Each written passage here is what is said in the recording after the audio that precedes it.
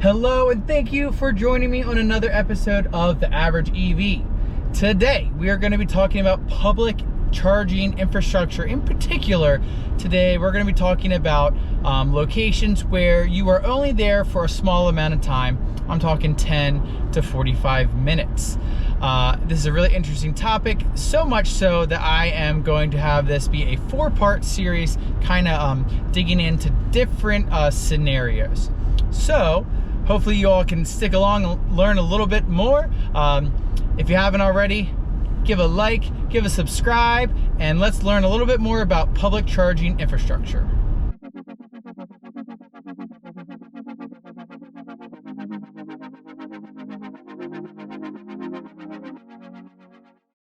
So the first thing I wanted to talk about when it comes to public charging infrastructure is dwell time.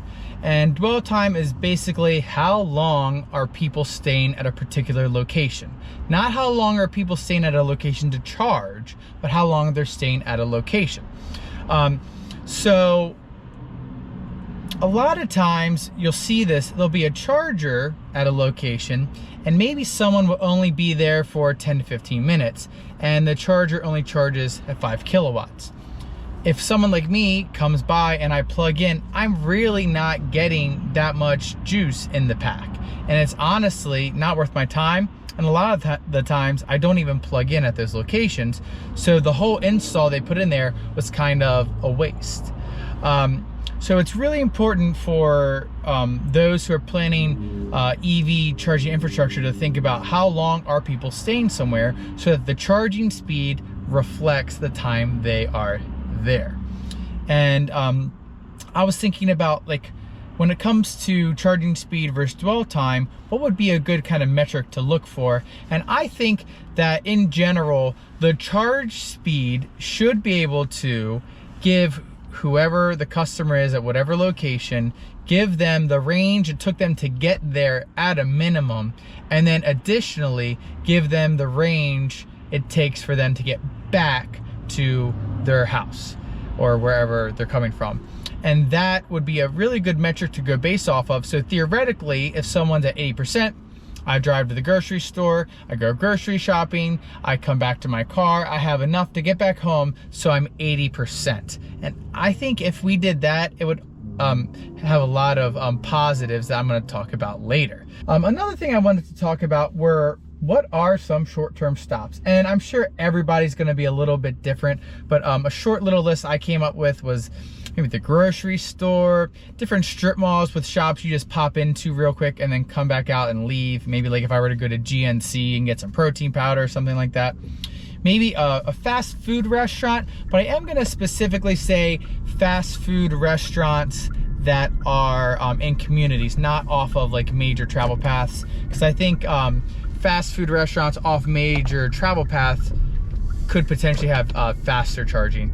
And then, you know, to kind of encapsulate a bunch of places, anywhere where you might spend 10 to 45 minutes, 45 minutes being the most time. I think that's a good place where if we can get the right charger speed, it'll be much more beneficial to anybody that goes to that location. Another consideration too is how many chargers should be at a location. Something like a grocery store, strip mall, something like this, it's got to be enough to kind of service the number of people that are there and also the population of people who might be driving EVs. So I think a good starting point is probably 4 chargers.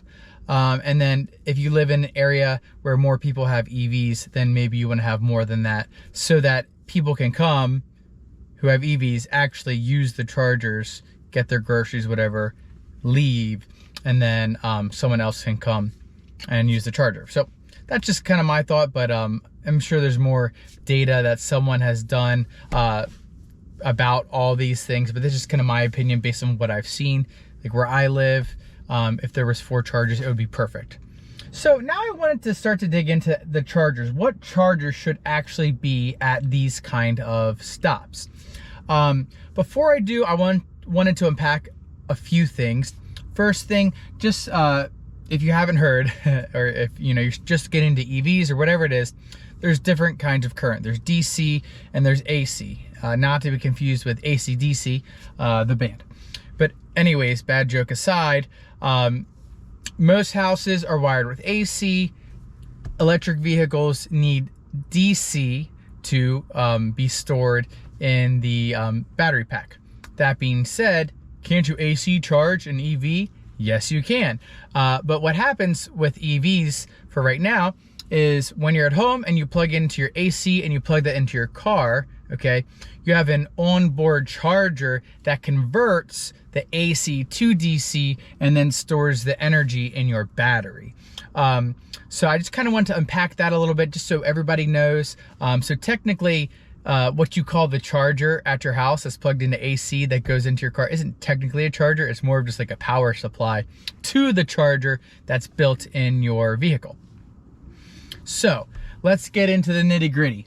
What is the appropriate charger and charging speed for a stop like this? A grocery store, a strip mall, a fast food restaurant, somewhere where you're only there 10 to 45 minutes. And again, these are my opinions. I'm sure there's some deeper research, but I'm just going off of what my whole channel is about, the average person, their experience, and what would benefit them.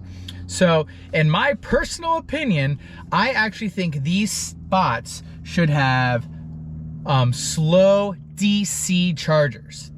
A lot of times right now, you have really slow or maybe moderate speed AC chargers, 5 kilowatt, 7.2 kilowatt, something like that.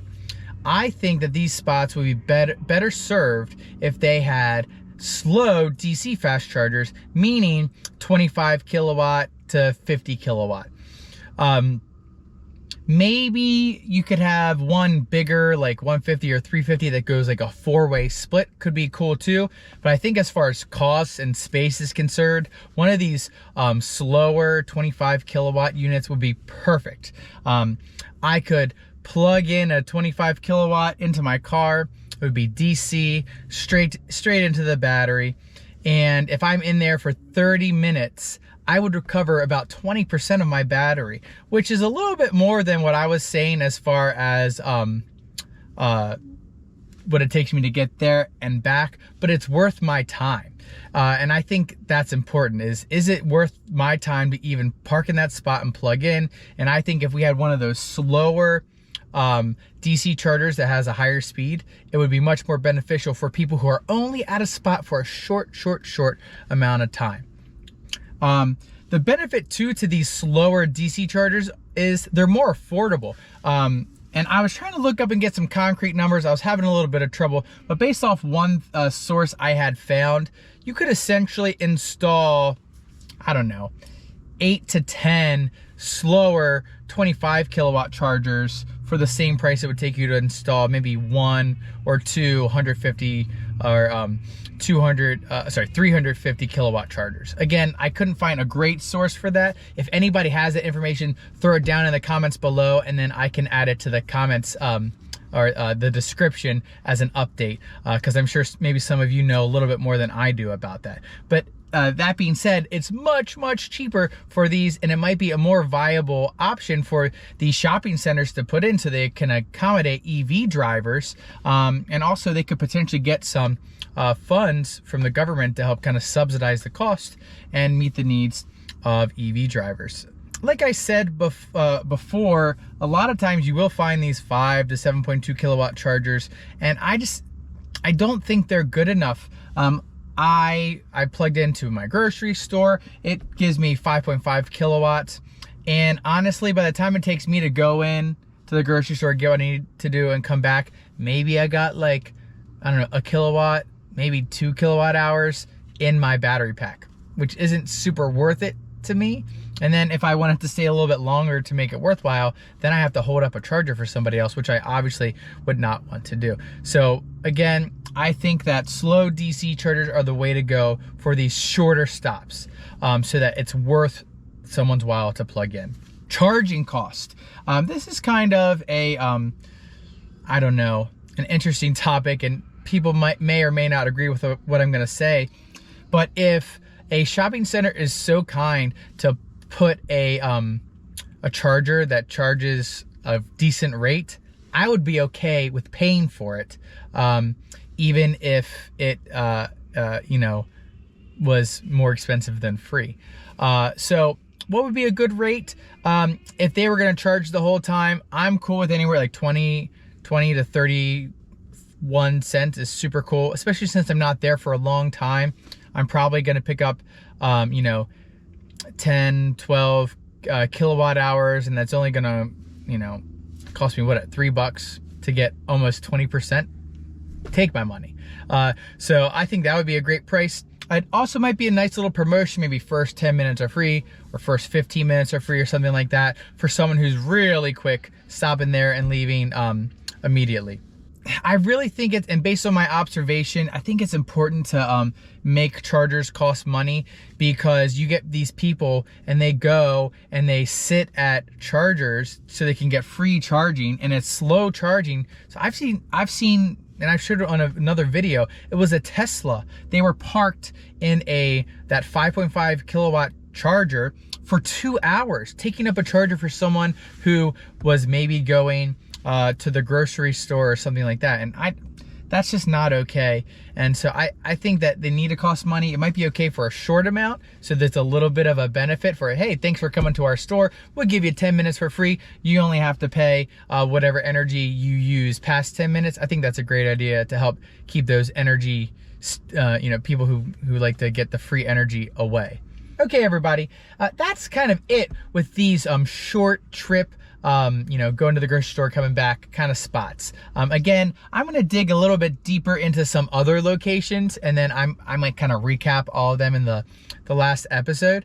But I did want to go over just a couple benefits to having appropriate chargers installed at certain locations based on the use case and the dwell time of individuals. And I think the number one thing is making it, and I've kind of said this a couple times in this episode, just making it worth the shopper or the customer's time, even if you have to pay. Because if I can plug in and actually get something out of it while I'm there doing something else, ultimately saving me time, because now I don't have to go sit at a charger.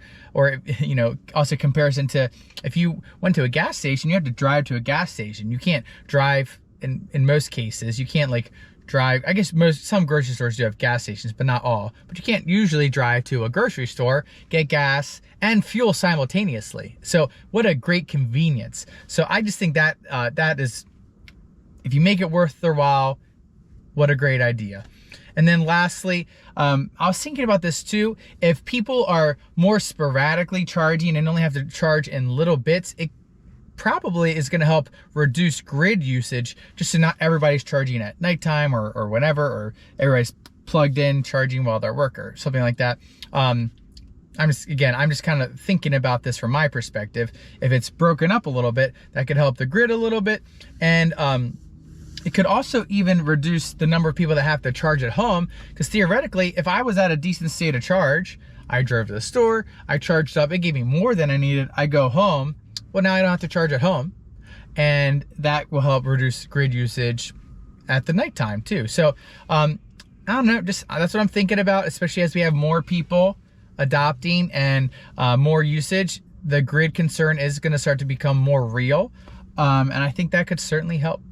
So that's all I have today, everyone. Hopefully you found this useful. Again, there are going to be 3 more videos in this series related to public infrastructure and what it should look like. So hopefully you like today's content. If you could please give me a like and a subscribe down below. That helps me gain steam so I can help bring you all better and more relevant content. And also, we're getting really close to getting the ID4, so I'm excited to hopefully bring you some more ID4 content. Thank you for watching, and I'll catch you all next time.